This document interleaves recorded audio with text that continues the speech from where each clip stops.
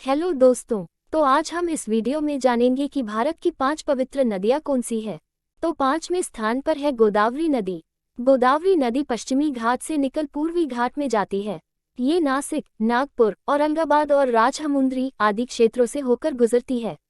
गोदावरी नदी भारत की 7 पवित्र नदियों में से एक है। हिंदू धर्म के अनुसार अगर वो इन नदियों में डुबकी लगा के अपने सारे पाप धो लेते हैं तो वो पुनर्जन्म के कर्म से मुक्त हो जाएंगे।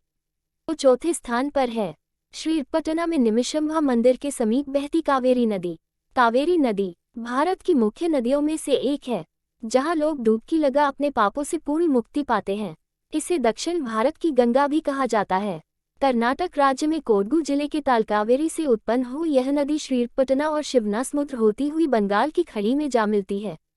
और तीसरे स्थान पर है त्रिवेणी संगम नदी। त्रिवेणी संगम 3 नदियों का संगम है। भारत का सबसे बड़ा त्रिवेणी संगम, जहां गंगा, यमुना और सरस्वती नदियां आकर मिलती हैं। सरस्वती नदी गुप्त रूप से संगम में मिलती है।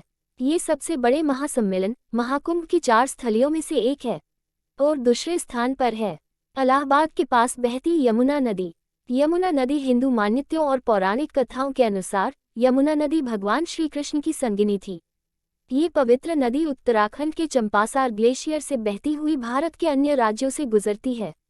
इसकी सबसे बड़ी सहायक नदी चंबल नदी है, जो राजस्थान और मध्य प्रदेश से होकर गुजरती है।